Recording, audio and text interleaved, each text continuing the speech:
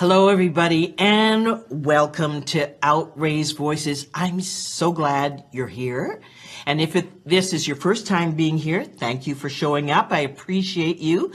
And if you've been here before, thank you, thank you, thank you. I hope you brought a friend. And I want to wish you, I hope you're having a joy-filled day, wherever you are, wherever you're streaming from, night, day, whatever. I hope your day is good, has been good. Our topic today is about being an adoptive parent. Now, I know we've talked about this before, but each journey is an individual journey. The lessons learned as a parent, the journeys, the challenges, the rewards, they are individual. And today we have our CEO, our special guest, our CEO today is Robin Hitt. Now, one of the things I'll talk to Robin about, because most of you know that I was a foster child.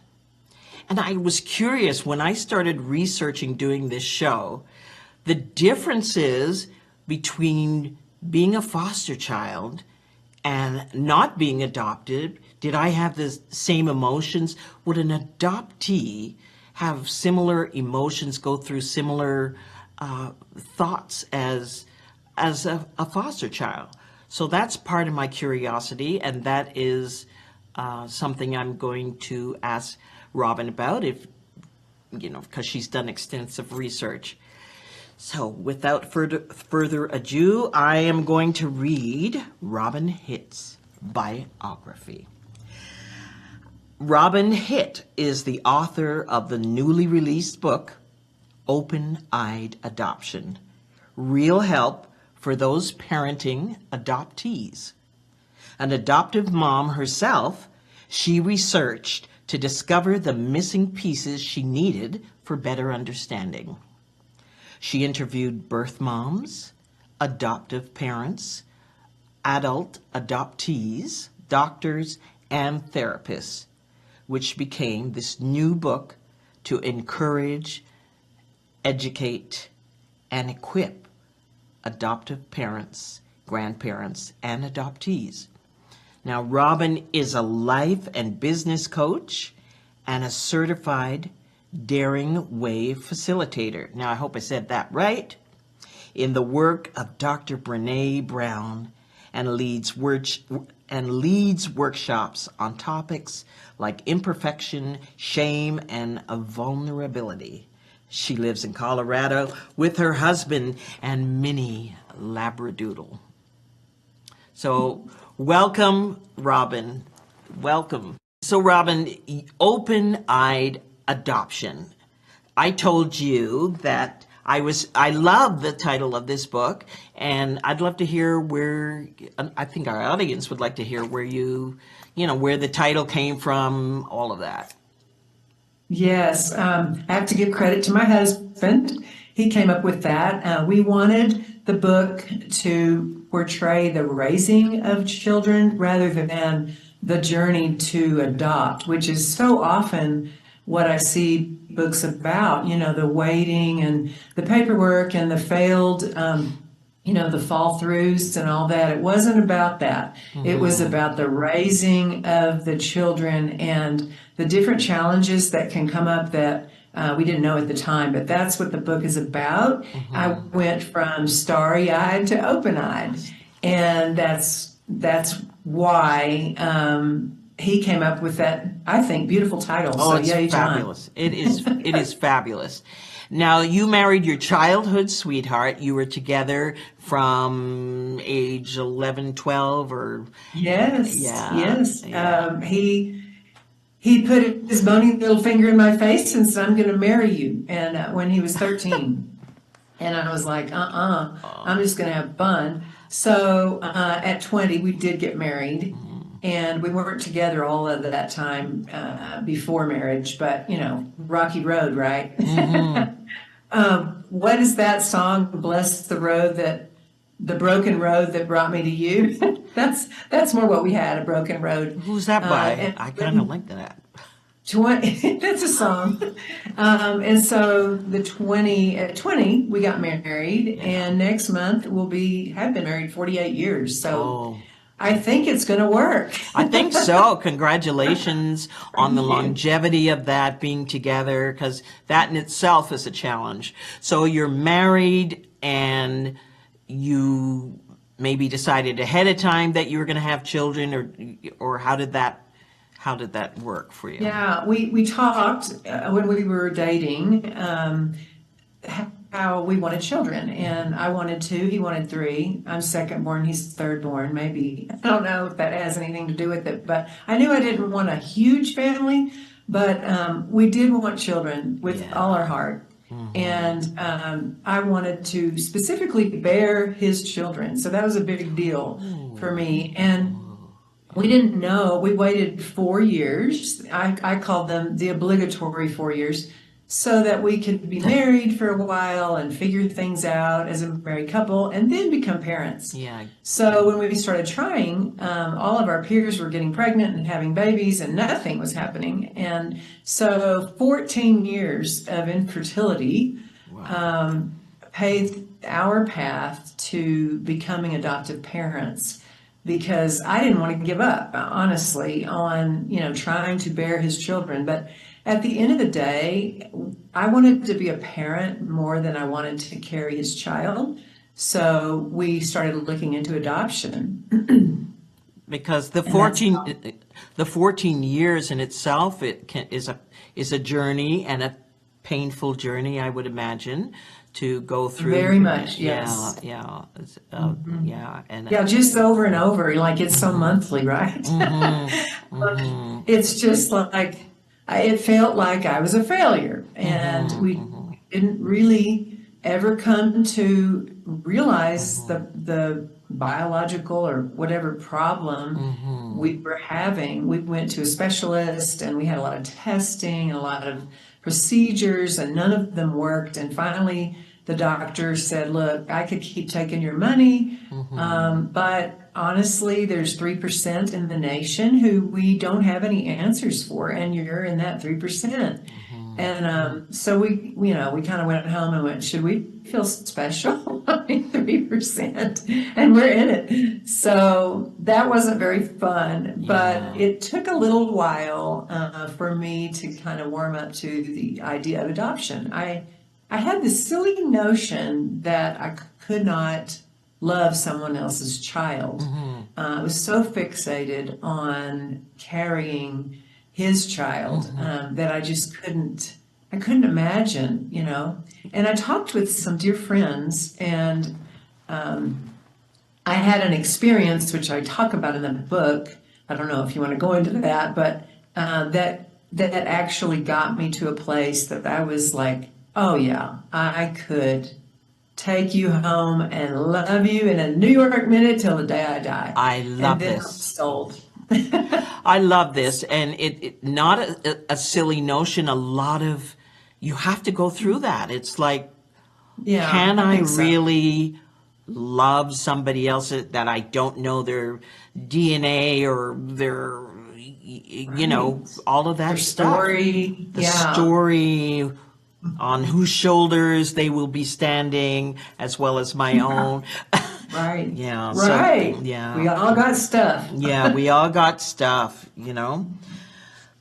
So before we get to, you're going to tell us about the part in your book that sort of got you over that thinking. Yeah.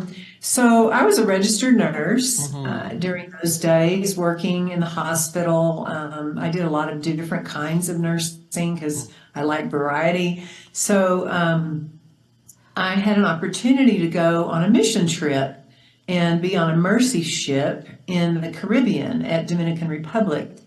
And I thought, wow, that would be cool. 2 weeks on board a mercy hospital, a mercy ship. And I asked my husband, would you go with me? He said, no, this is your gig. I'm pretty sure it's just your gig. So I went by myself, and it was exciting. It was kind of scary. I got there, and one particular evening or afternoon, the crew flew in a psychologist from somewhere. I wish I could know her name. I'd thank her to this day. But she came and she talked about, are you really angry?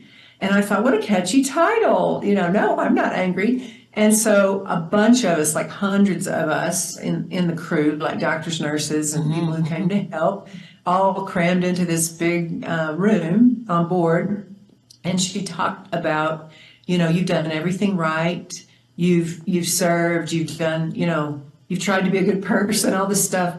But inside, you're really angry at God. And I mean, the way she said it, the examples and everything was just like, bam. And I looked around and I wasn't the only one crying in the room. And I thought, I don't know where you came from, but I probably needed to hear this, even though it's very uncomfortable. So I walked up on deck after it was over by myself, and a gal sat down beside me and started just talking like, wow, that was something. And yeah, it was. And she said, well, what are you dealing with? I'm just curious. I said, well, for a long time we've wanted children, and I've tried to do things right. And no matter what I do, I just can't achieve pregnancy. Sometimes I think it would be neat to even miscarry just to say I could become pregnant. She goes, oh. And so she said, why don't you adopt? And I said, oh, I could never love someone else's kid. And she just looked at me like, are you crazy? And I said, plus it would probably take forever. And she goes, you might be surprised. And I said, well, I really would be. I've heard people, it takes years to, get on some list, and then so it's astronomically expensive and on. And I had all the reasons, all the defenses. And she just kind of bored through all that and said, you're a nurse, right? And I said, yes. And she said, aren't you holding these little babies that come, these little toddlers really, who are coming for cleft lip, cleft palate repair, and crossed eyes? And I said, yes. And she said, and you're telling me that you don't love those kids? I said, well, yeah, I love them, but they're not mine. And she just kind of let it hang there, for me to think about. And then she kind of went through all the defenses and said, and you might be really surprised at how quickly things would go if you would be open to it. And so we talked, and the next, after when she was about to leave from my site, and I said, hey, what's your name and what do you do? And she said, oh, my name is, and I work at the very adoption agency that you're thinking about going to. Wow. In Texas. And I was like, what? Hundreds of people on board. We're in Dominican Republic and you work there. She said, yeah, I clean the rooms, the hotel rooms when you come and stay. And I was like, oh my gosh. So the next day I went to work. I was holding this little brown baby, and he had this nasogastric tube coming out of his nose. He couldn't speak a word of English, and I couldn't speak any Spanish. And we were just smiling. He had the biggest white tooth smile I'd ever seen. And I just looked at him, and I mean, it just like clicked. I could take you home and love you forever. Yeah. You could be mine. I mean, I just knew that I could do it. And it was just an epiphany, really. Yeah. So, well, that's into it. Well, I want to ask you that question. So did you have a specific, did you want someone that looked like your family when you decided to adopt? Was it, were you interested in taking, non-traditional for your family or? Yeah. We talked to the agency after I got home. I said, let's go talk to them. And we went.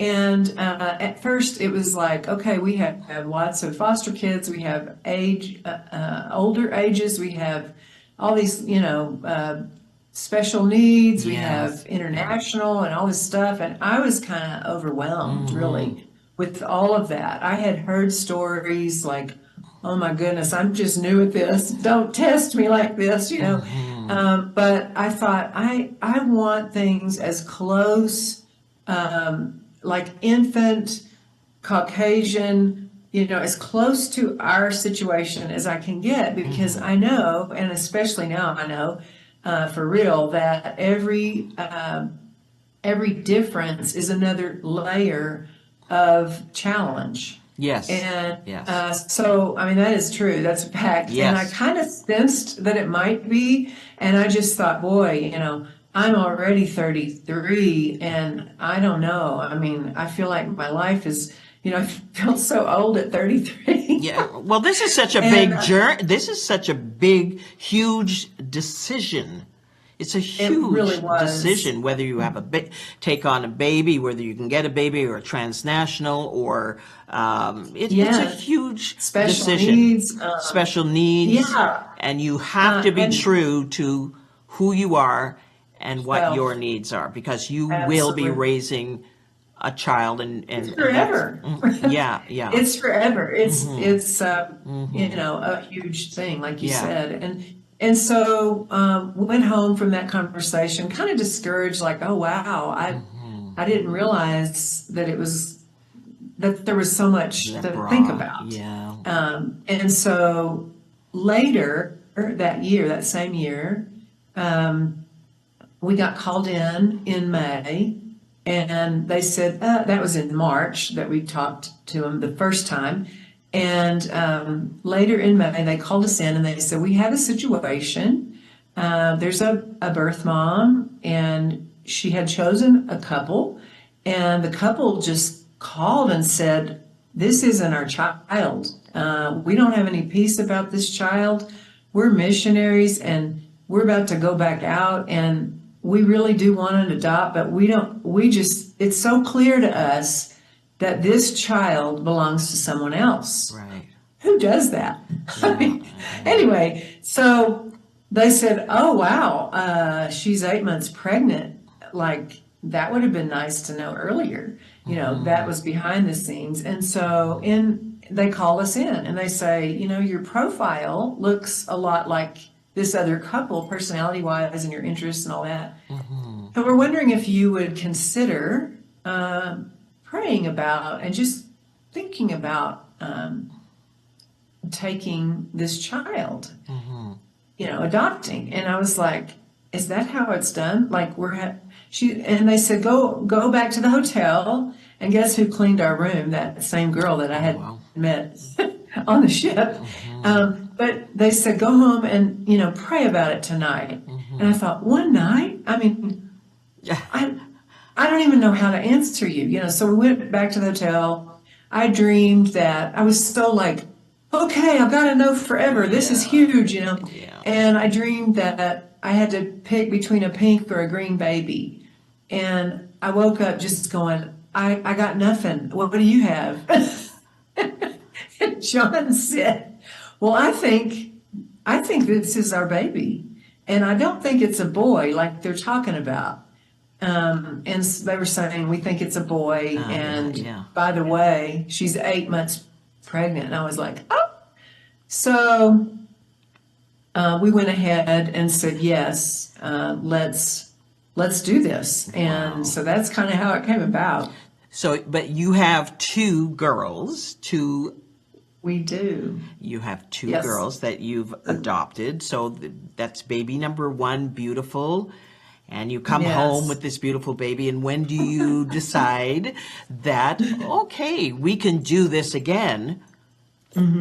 Yeah, well, it took a while because the first one, I knew exactly how to be in ICU. I mean, I was, you put gloves on to do anything dirty. I remember putting this first baby in the car. Uh-oh, she made a mess in her diaper. Okay, and my friend said, what are you doing? And I said, I'm looking for a pair of gloves.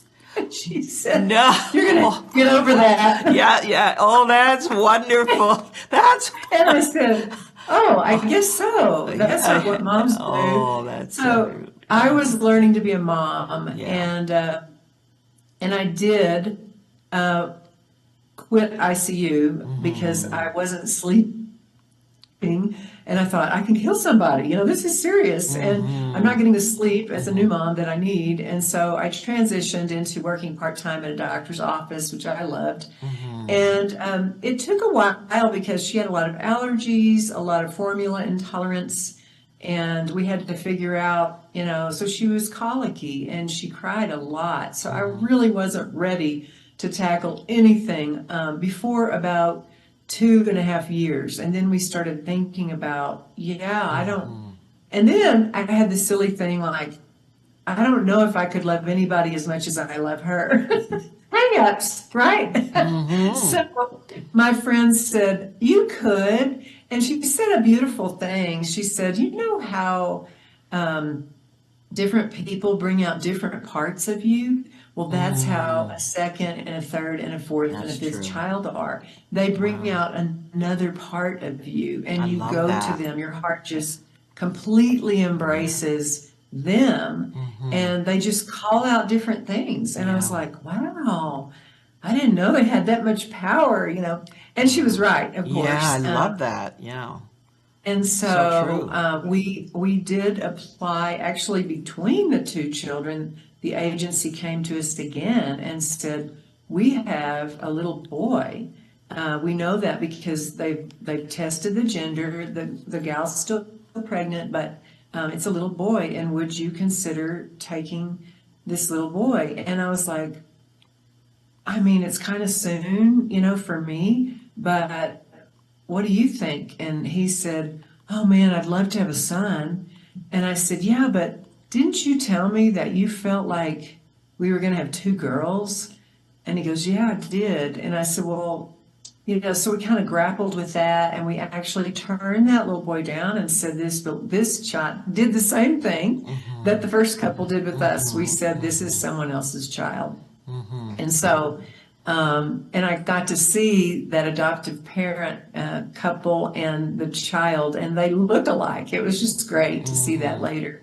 But the third child that they offered was our second daughter, and so yeah, As she, a in baby? fact, As a a baby? baby. Now, the first one was 2 days old, and the second one was 5 days old. Oh. And the second one we had to wait for the drugs to get out of the gal's system from the C-section so that she could sign papers, just legally. So we had to wait a little bit longer, but both of them were infants, and it was love at first sight. Wow. And I didn't expect to have that much love inside of me for another human being. I just couldn't believe how your heart enlarges.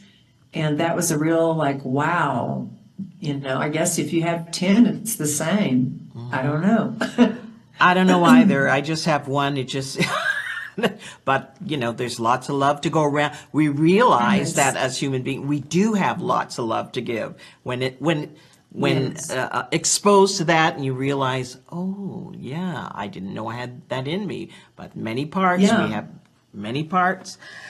All right, so I'm jumping around a little bit, but I wanted to ask, do you think that you would have felt any differently if they were your biological children? Do you think that first, in my arms, do you think it would have been a Yeah. different? I wished that I could have nursed them, because that skin to skin contact is so special, and the colostrum has all that good stuff in there for the child, and there's real bonding. I think as far as love, I can't imagine having any more love for them had I birthed them.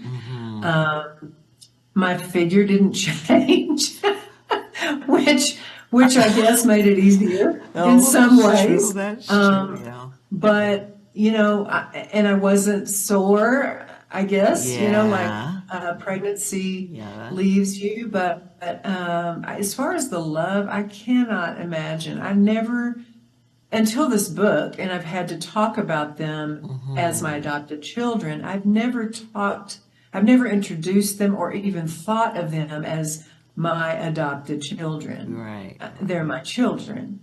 And I never, I would deny it till the cows come home that there were any differences until there were. And then I had to do the research. But no, the love. I can't imagine Yeah, it's any wonderful. different. So one of the things in the book that stuck out for me in Open-Eyed Adoption, you had an exchange. I don't know what the age was. I can't remember, but maybe you can share with our audience, where your daughter is saying, "I just want to go home," and your answer was, "You are home." And I was Yes. trying to visualize that here. How old was your daughter at the time? She was probably 2, maybe, Oh, okay. and not old, you know. And I remember my husband sat on the edge of her twin bed at the foot of the bed, and then he flopped back, you know, with his head on the bed. I was in the room, and she straddled his chest, and she was like, you know, kind of jumping and saying, you know, I want to go home. I just want to go home. She went into this dramatic thing, and I thought, oh my goodness, what is this? So you mean And so I said, tonally? Did you mean tonally? She's Yes. going through like, I just want to go. Drama. Yeah, it was dramatic. It wasn't, I mean, it was just out of nowhere. Her tone. And so I was like, oh my gosh, you know, I have to speak to this. You are home. And you know, the more rise she got out of me, the more dramatic she was. Yes. And then she said to my husband, you know, she put her little fingers on his eyelids, closed his eyelids, and said, "Now click your heels and say, I just want to go home." And it dawned on me, The Wizard. it's the Wizard of Oz, you know, the she's Wizard of reenacting. And Right. I mean, she is an actress.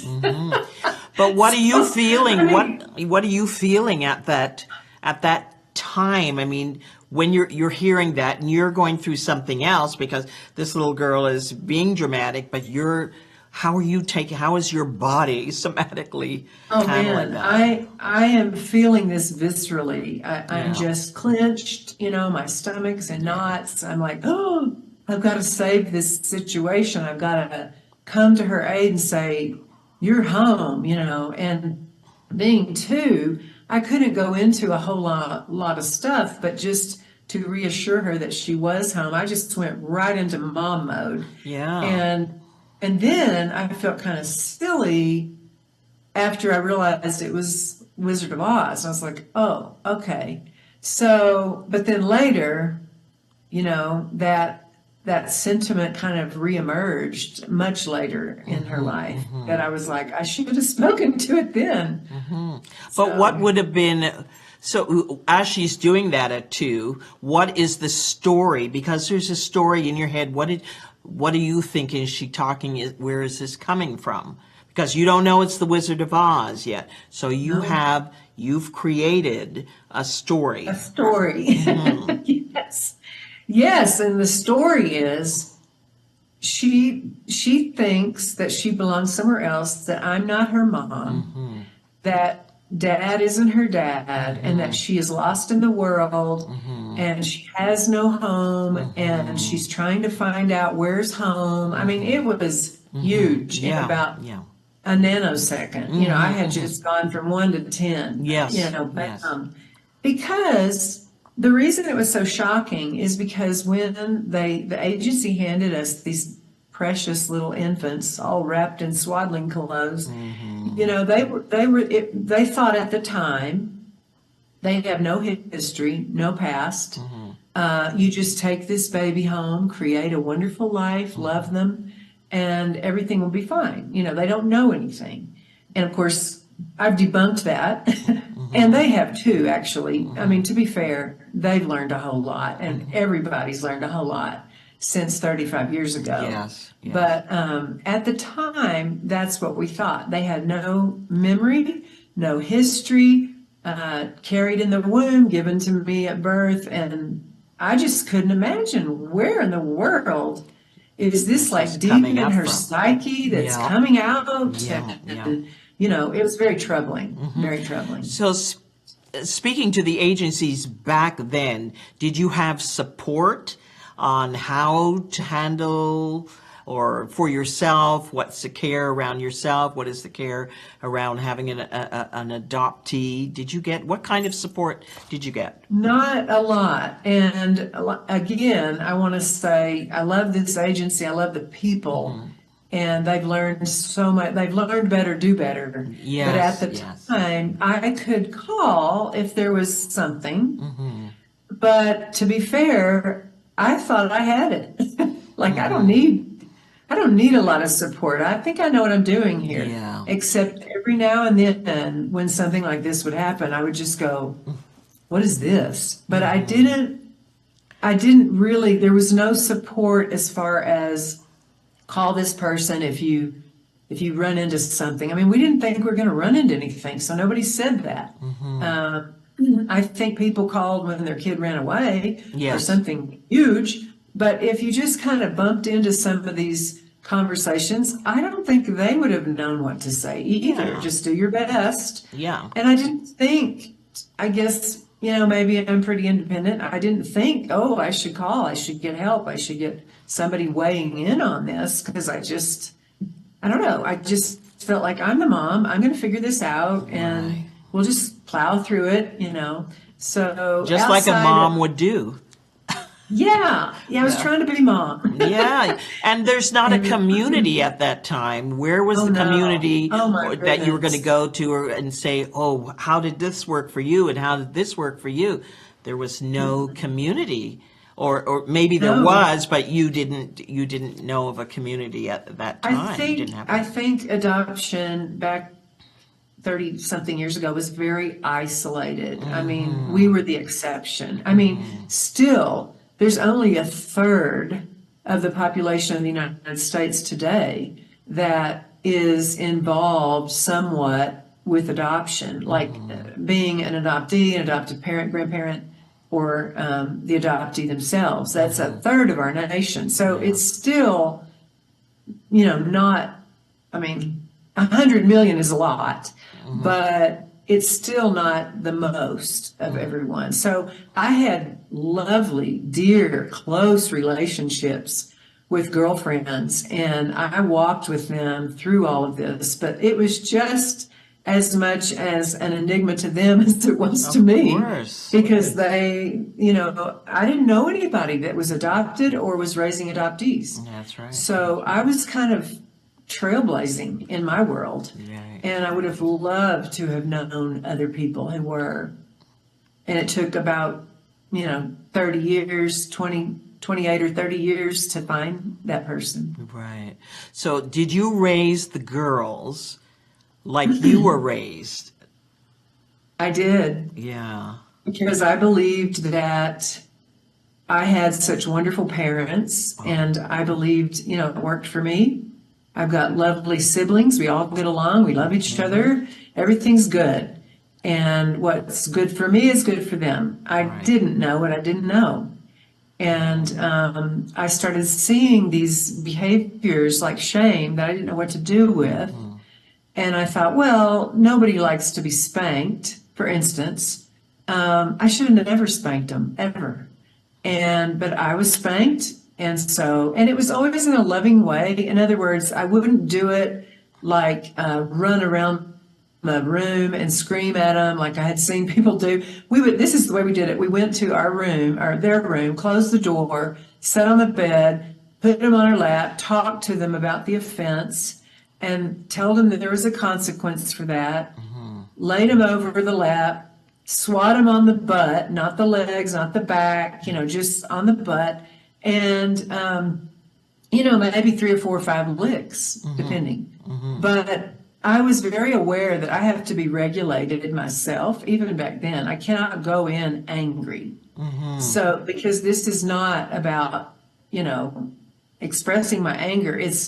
I'm trying to connect consequence with action. Yes. So that's how we spanked, and which I think if you're going to is a good way to do it. Then after that, we would talk about what did you learn from this, and they would say whatever it was, and I would say I forgive you, and I don't know. I mean, they would ask me, "Will you forgive me?" And then I would say, "Yes, I do." And then we would go on about our day, and we were totally restored from that moment on. There was not any hanging over their head like, "Well, you did that bad thing this morning, so you're still in trouble." Nothing. It was Right. gone. It was Yeah, over. it was gone. And You've I served thought, your time, and you've served yeah, your time. yes. It's But okay. I didn't realize that even doing it that way with such care and intentionality wasn't the right thing to do in this, one child responded better than the other. The Yes. other would get defiant. And I thought, what in the world? And sometimes they would act like, I've been so bad that I can never recover and you probably want to give me back. I mean, they didn't Say that. say it, but it was like they acted that way. And I was like, I didn't like being spanked, but I never once went to, I bet if I'm bad enough, they'll give me away. I never, it was just a different challenge, in adoption that biologicals don't have. Yes, how we take So, that on. It's a different thing. Because I right. certainly was spanked, and we're going back many years ago because I'm Many years. 74 years old. So the spanking was quite, you went to school and you got strapped and all that stuff. So it was Sure. that was just part of It was culture, really. culture, so Yeah. we've learned, you don't know what you don't know. So as the girls got older, I want to go to another quote in your book, finding your voice as the girls got older. And what struck me, you said, was there was something invisible living with us that undermined my authority and confidence. Oh, yes. So painful. I think it stemmed from the discipline, somewhat, and it was ever present. I had, they responded differently. I had one child kind of run away from me relationally, and the other one was so dependent on me that I was like, that's not good either. And there was just this unspoken thing that started to raise its ugly head that they didn't trust me. And I never mistrusted my parents, just at a rudimentary level. I just, if they said it, it must be gospel truth. But there was always a suspicion toward my intentions toward the kids, my actions toward them, my love for them. Will you leave too? Let me see. If I poke, you know, one of our daughters was like a pecking hen. I mean, she kept trying and trying and trying her best to get me to leave or to send her away or something. And I was like, what in the world? I mean, so all of that worked in to the invisible thing that I didn't have the relationship with them that I had with my own mom. And I didn't understand why, because I was parenting like my loving mom parented me. And it was such a confusing, sad thing to me. I was always striving and like, maybe I'm just not a good mom, maybe. And they're teenagers at this point, right? They're teenagers. Yes. So, yes, they are. So it was really difficult at that point. So as teenagers, yeah, I felt that invisible thing. Yeah. So how did you start to take care of yourself? I understand, okay, you're learning and you're growing through all this. How do you now take care of Robin? Because you still have your needs, you still have these emotions. How do you say, okay, I got to put on my mask now?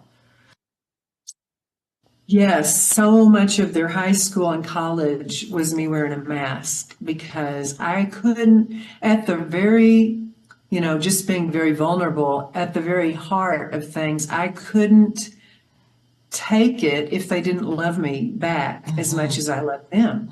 That was the root of it. And I thought, I can't make somebody love me. I can't possibly give any more than I've given.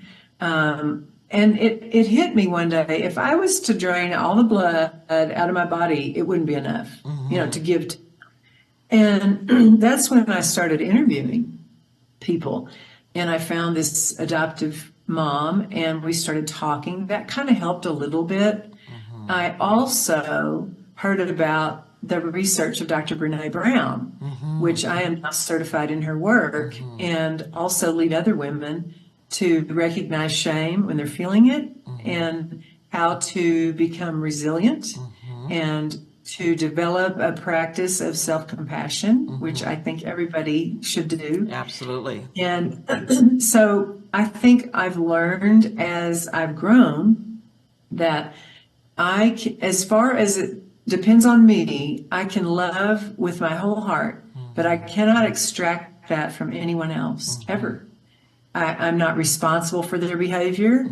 I'm not, nor can I make anybody do anything. Right. So I just, I think what turned the tide the most is I started growing myself. I actually got therapy myself to try to understand, to speak their language, because I don't think I really understood very much about how they were communicating with me. One of my daughters said, "We don't speak the same dialect." I was like, "You're right. Yeah, We don't. And I'm going to learn how to speak your language." So I hired a therapist. And since then, and I would say, all along when I was writing the book, I was in contact with the kids, and I asked them, "Is there anything that you need to tell me before the book comes out that we need to get right?" And they both said individually in our conversation that they know I made mistakes, but the thing they liked about me most was that I always came back once I recognized it and asked them to forgive me. And I was like, wow, I'm so glad that meant something. Yeah. Have they read the book?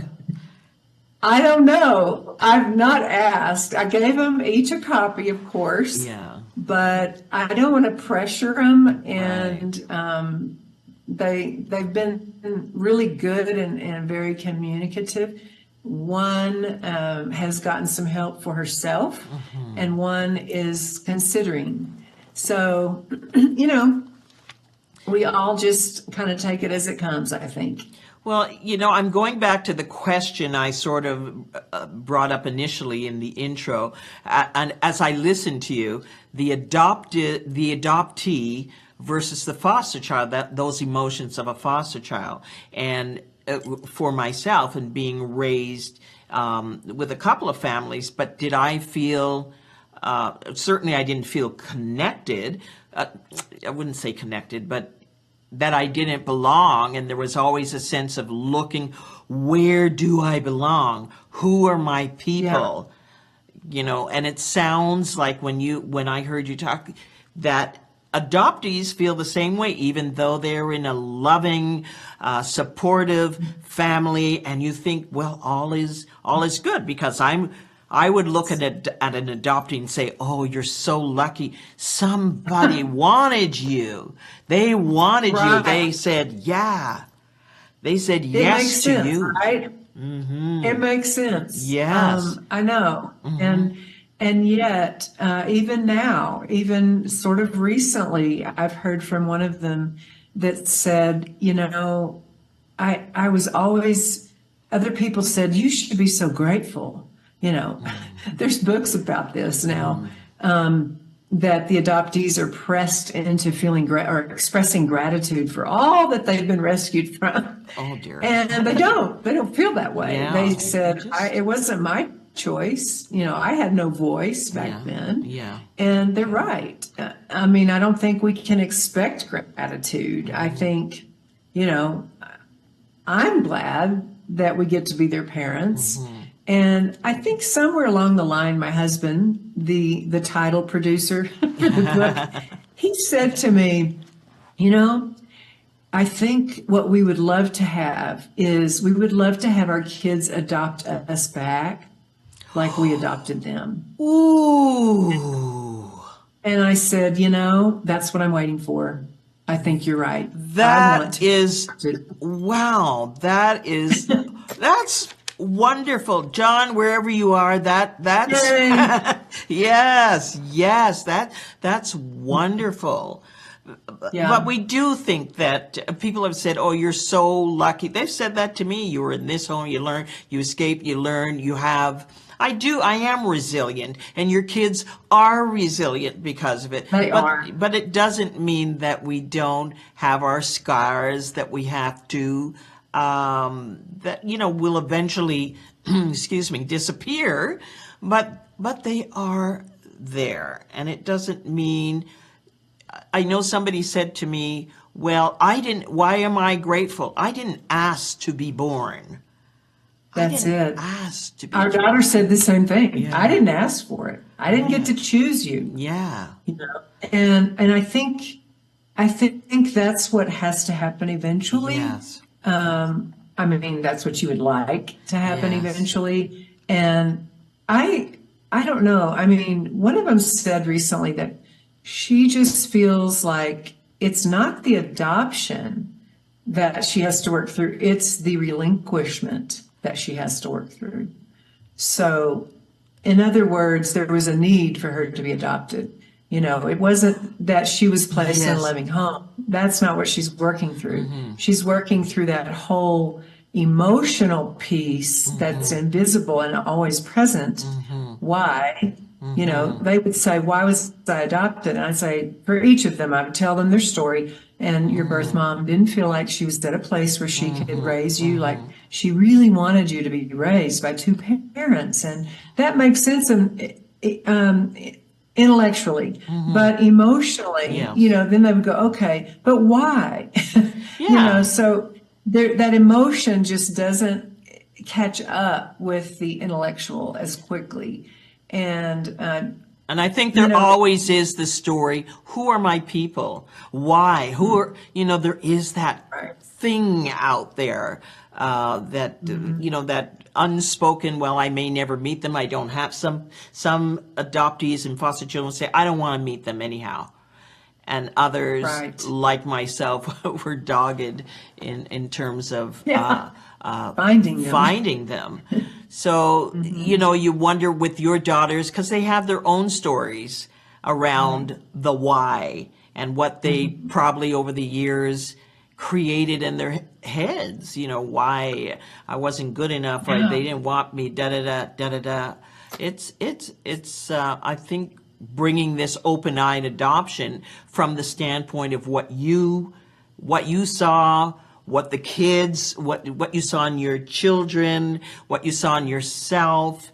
That is a very important, it was a very important book for you to bring to the table. It was very important. When did you start the journey? Before, I know we have to wrap up, but when did you start the journey of the book?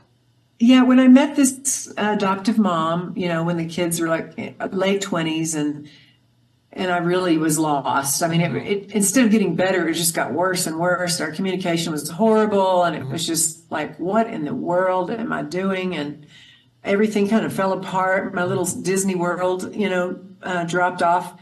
And I got in touch with this adoptive mom that I had remembered being with the day we did the official adoption in the courtroom. And I got a hold of her, like years before we did that. And I got a hold of her and I said, remember me? Yes, I do. And we started talking and we would meet about once a month for about a year, I think, and talk. And we just couldn't say enough. I mean, the time flew by. And all of a sudden I went, I'm not alone. I'm not the only one. Yay. And they had several children. And I thought, wow. Well, And they had several problems. And so I thought, oh, wow, I thought I was the only one. So then I started interviewing and meeting adoptive moms. I would hear about this one and that one. And it took me to states all across the United States. I would talk on the phone or on Zoom, and I would meet all these adoptive parents. And that was probably 2017, 18. I didn't know I was going to write a book. I jokingly said, man, we should write a book. And she goes, yeah, you should. yeah. And and it just kept going in my head, like, well, maybe I should. I don't know how to write a book. And I started, really, it was my quest to get answers, Yes. to communicate better with our children, to understand myself better, to give myself a break. And I knew I felt like a failure, and almost 100% of those interviewed, 99 point whatever, said, oh yeah, I'm a failure, of course. That's huge, you know. And I thought, wow, I'm really not the only one. And they feel like the only one. So if I write a book, everybody will know they're not the only You're one. not the And they'll only be- one. Here's community, and Yes. and before we, I'm so grateful that you came on the show to bring this community, because that's what we're trying to create here in Outraised Voices, the community that people can share their journey and see that they are not alone, and see Right. that there are there's a beginning, middle, and an end, and there's Yes. transformation. Don't give Yeah. up. You might be in the middle of the book instead of, the end. Exactly. We don't know where we are in the continuum, but We don't. I was just at the National Adoption Conference. Yeah. Just got back yesterday, and it's full now of resource that I wish I'd have had, but I'm so glad Of the new course. moms and dads have it. Of So many course. resources, Yeah. and I tried to list some in my book. It's on my website, and just there's groups around popping up all over the U.S. and probably Canada as well. Yes. I've done the Yeah, I love research it. on that. So where I love to can speak to groups. yeah? So where can I know people hearing you will want to reach you? I know you have a big audience now, but where can people reach you if they? We'll post it as well, but.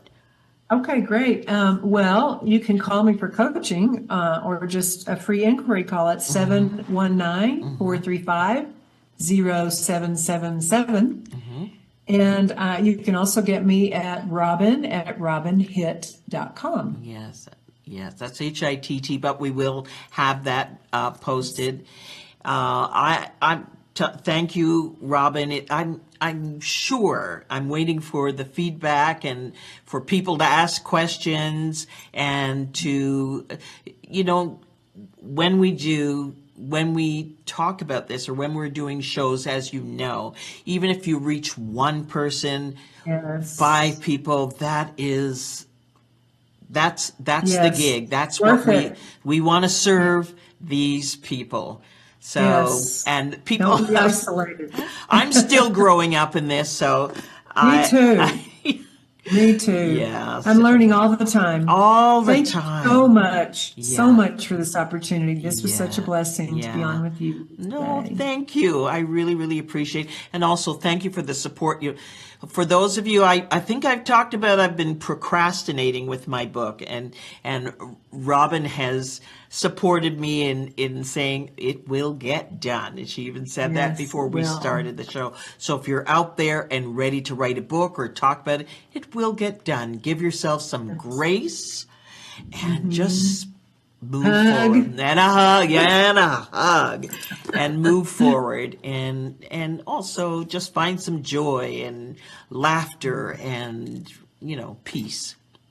So Yes, thank you, yes. Robin Hitt, for joining us here on Outraised Voices. My personal thanks, and I hope that your book continues to be a success, and it is certainly help for a tool, a great tool for a lot of adoptive parents and adoptees as well. Yes. And anybody who's curious about the Yes. process of adoption, because there is a need for children to be adopted, and we need Yes. Yes. adoptive parents. So Right. maybe reach out to Robin, and if you have more questions for her, please reach out to her. Thank you, Thank Robin. you. Thanks. Thank you. Stay blessed. That was very cool, everybody. That was Robin Hitt, and she talked about her book and her journey, and I'm so appreciative that she came on the show. So like I said, reach out to her. We'll have her contact information at the end of the show. So be well, everybody. Remember your story, your journey, but especially your voice matters. Until next time, I'm Sharon Lee Williams, and this is Outraised Voices.